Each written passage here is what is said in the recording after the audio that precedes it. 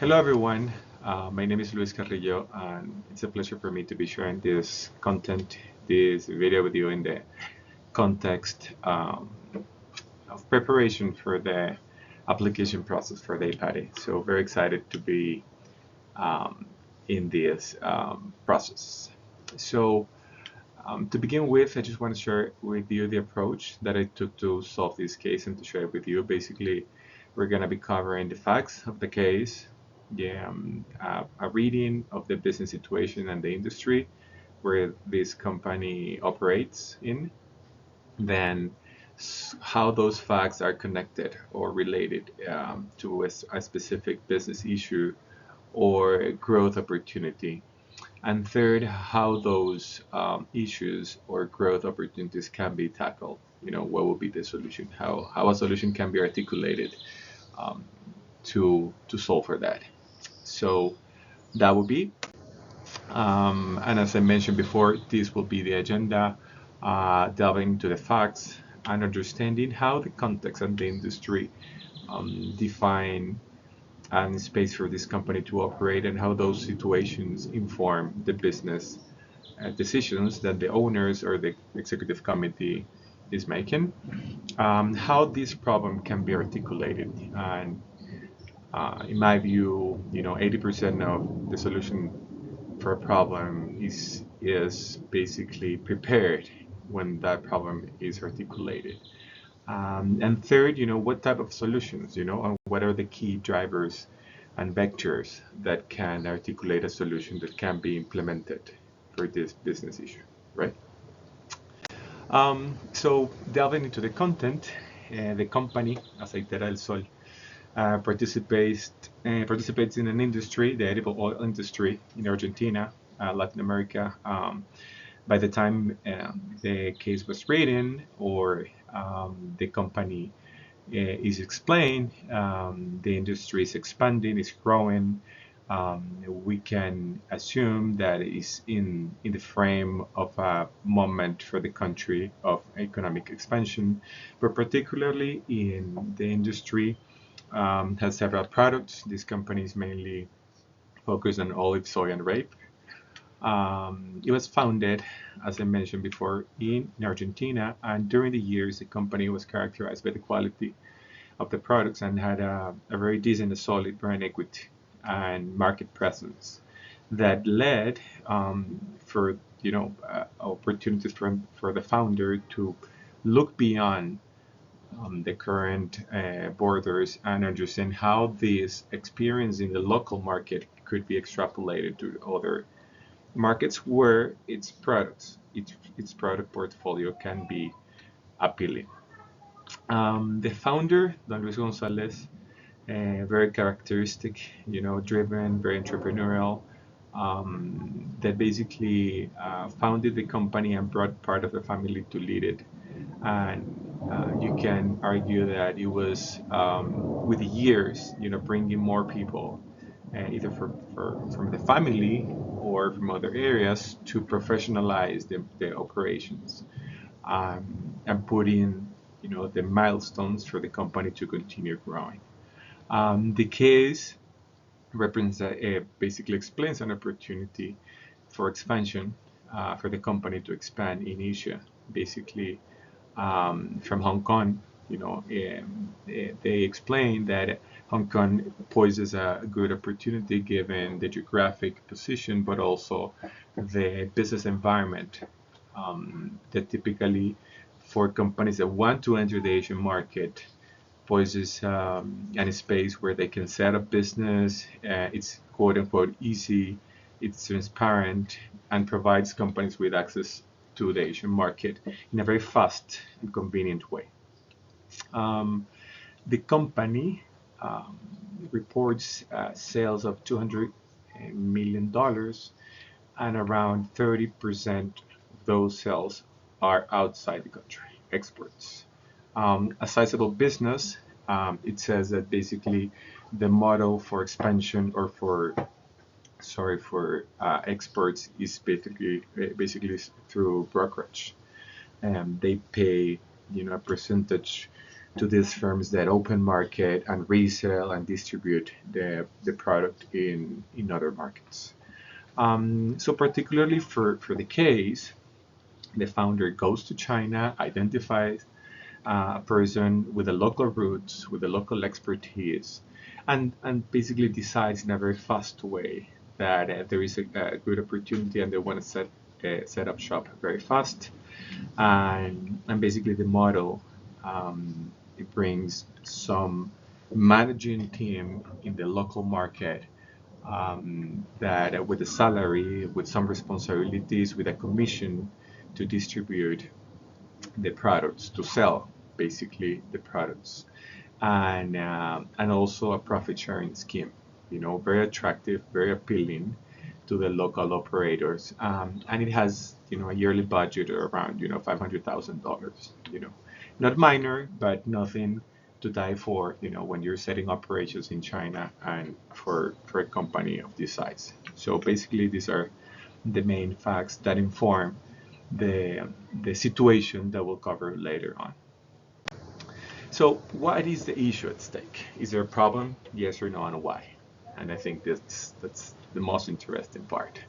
And the entrepreneurial spirit of the founder basically said, or informed, that he needed to act quick, to go start selling and learn and make sure that this was a feasible endeavor for the company.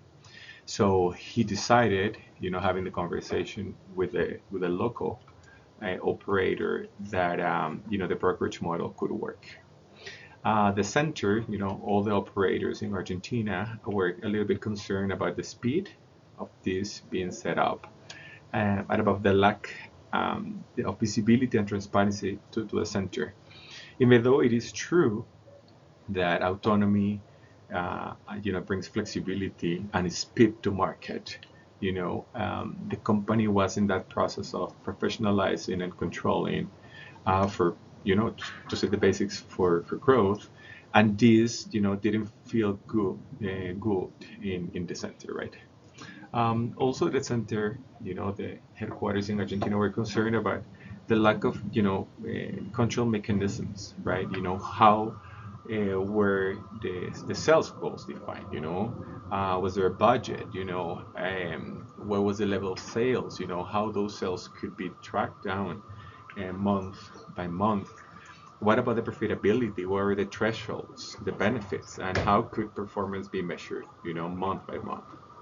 And this is something that was, you could assume, was being brought to the local Argentinian operation, and there was fair questioning about why don't we set up the same control model for this startup in Asia.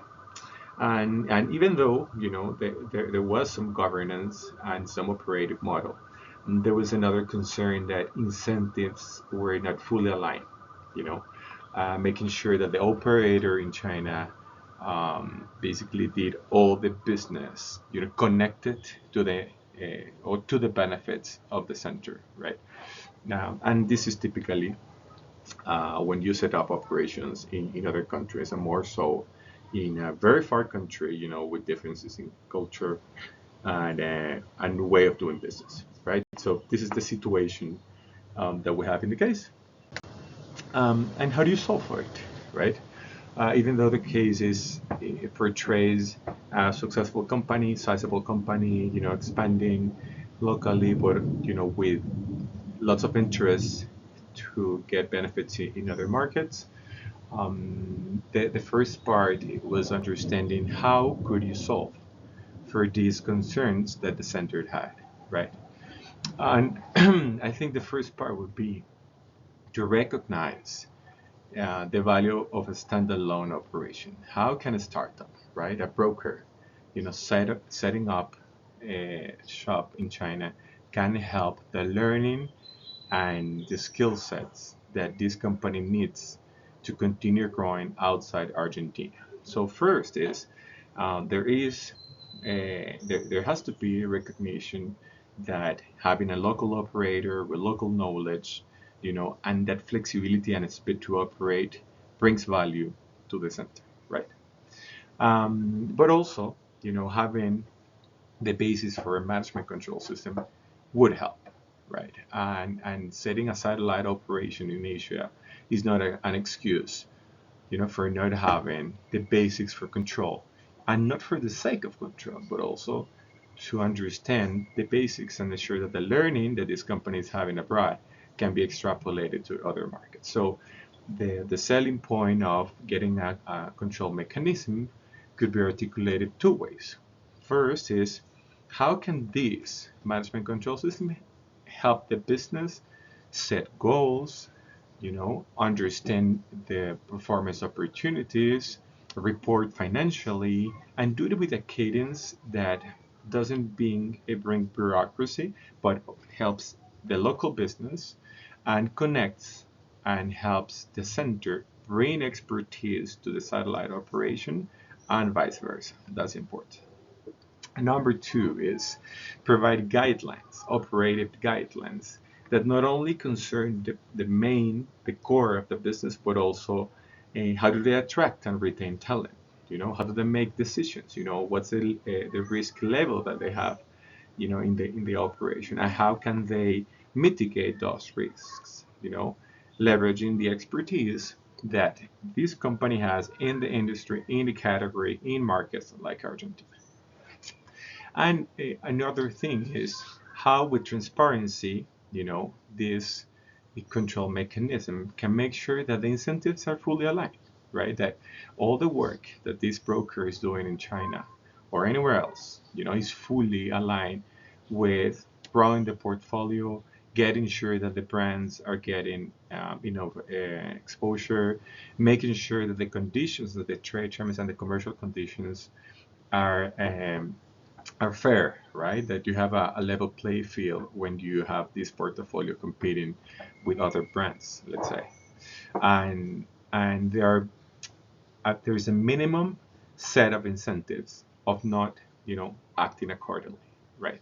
So this is key, when you have a control mechanism or management control system, this setting responsibilities, accountability, and reporting lines helps to create this environment of visibility, control, and incentives alignment.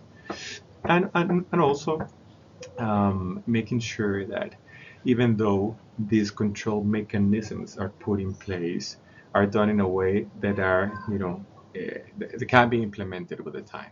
That you don't bring, a bureaucracy layer that it stops or delays the growth of the business, but also provides or builds to the benefit of the growth of growing the local operation. So the proposal will be to implement these management control systems with local input, with the local operators, and do it in a way that can the feedback be incorporated into the design and have multiple iterations until the center feels like they have the proper visibility, that they can help the satellite operation to grow, and the remote operations, the China operation, the Hong Kong, feels that they are receiving help and not only bureaucracy. So not an easy fit, but there has to be, for any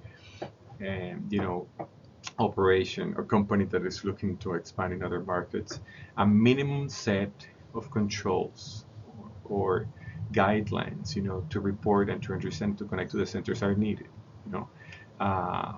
because the learnings, otherwise, the benefits of the learning and starting an operation in China or any other market is not only about selling more or selling more profitably, but also about the learning and how this successful operating model in Latin America and Argentina can be, replicated with the products, with the brand, with the quality in other markets. So the key will be not only in the design, but always in the implementation. How do you make sure that this doesn't create increased disruption for the business, and how the learning is set, is encapsulated, and replicated for the business. So, that will be, as always the case, it doesn't have a single solution, but is a proposed approach that can be discussed and shared, with input from the class or from peers to create a solution that works and that can. I think that's really important. That the interaction with the other team members or the class, can create a comprehensive, approach and solution, and an environment for discussion where all of us can learn. So that's it. Thank you very much for the opportunity again. I'm really looking forward to continuing in the process and getting to know many of you during the process. Gracias.